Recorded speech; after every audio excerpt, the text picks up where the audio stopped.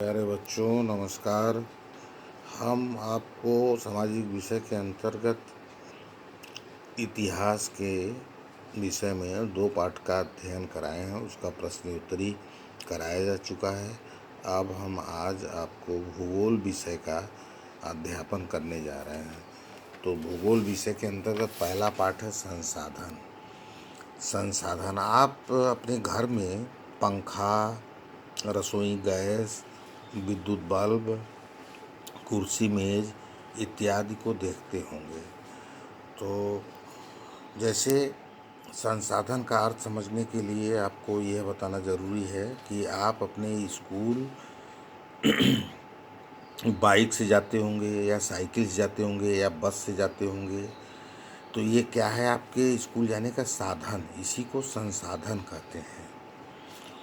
संसाधन कितने प्रकार के होते हैं? मुख्य रूप से 3 प्रकार के होते हैं। प्राकृतिक संसाधन, मानव निर्मित संसाधन, मानव संसाधन।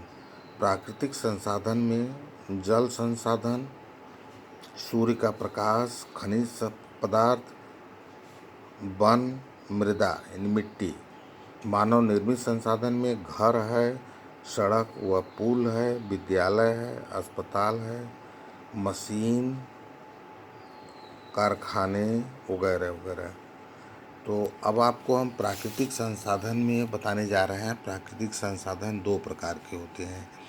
एक नवीकरणीय संसाधन, जिसका हम भरण कर सकते हैं, यानी यह कभी समाप्त नहीं होता। जैसे सूर्य की रोशनी प्राकृतिक संसाधन है, इसका हम चाहे जितना उपयोग करें ये समाप्त होने वाला नहीं है। हवा, इसका हम चाहे जितना उपयोग करें ये समाप्त होने वाला नहीं है। लेकिन कुछ प्रदूषण होने के नाते जब गंदी हवा चलती है, बदबूदार हवा चलती है, तो उसका शोधन करना आवश्यक है। लेकिन ये संसाधन कभी समाप्त नहीं होते। और नवीकरणीय संसाधन ऐसे प्राकृतिक संसाधन जो सीमित मात्रा में पाए जाते हैं। अगर उसका पूरा भी दोहन कर लिया जाए तो वह समाप्त हो जाएंगे, यानी भावी पीढ़ी के लिए वो संसाधन नहीं बचेगा।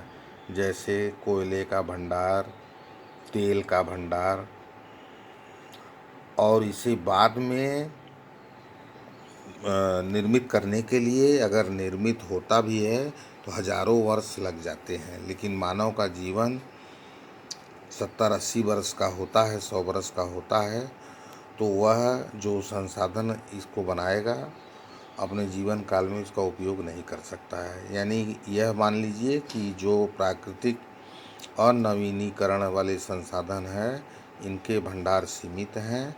अगर हम इसका पूर्ण दोहन कर लेंगे तो यह भविष्य के लिए नहीं बचेगा, अर्थात हमारी भावी पीढ़ी उन संसाधनों से वंचित रह जाएगी। जैसे कोयले का हम उपयोग कर लें, कोयले का भंडार समाप्त हो जाए तो अब कोयला नहीं मिलेगा, न हमें मिलेगा, न हमारे आने वाली पीढ़ियों को मिलेगा।